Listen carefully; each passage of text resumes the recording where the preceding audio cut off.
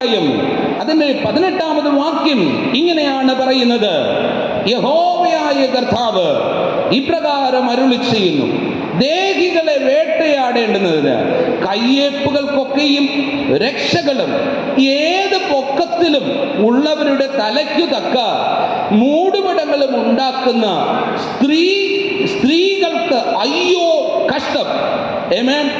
നിങ്ങൾ എൻ്റെ ജനത്തിൽ ചില ദേഹികളെ വേട്ടയാടി കൊല്ലുകയും നിങ്ങളുടെ ആദായത്തിനായി ചില ദേഹികളെ ജീവനോടെ രക്ഷിക്കുകയും ചെയ്യുന്നു. സ്തോത്രം. നോക്ക്, യഹോവയായ കർത്താവ് ഇപ്രകാരം അരുളി ചെയ്യുന്നു എന്ന് പറഞ്ഞ് അതാ അവിടെ ഒരു പ്രവചന ശബ്ദം പ്രവാചകനിലൂടെ ഉയരുകയാണ്. സ്തോത്രം.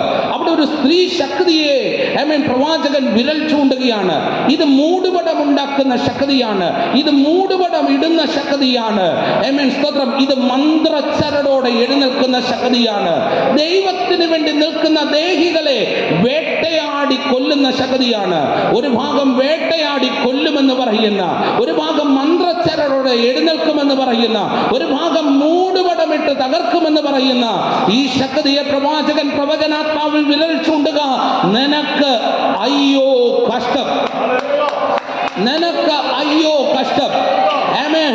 ആത്മീകമായ ഒരു ഉയർച്ച നൽകത്തില്ലെന്ന് പറയുന്ന, പ്രാർത്ഥനയിൽ ഒരു ഉയർച്ച നൽകത്തില്ലെന്ന് പറയുന്ന, ശുശ്രൂഷയിൽ ഒരു ഉയർച്ച നൽകത്തില്ല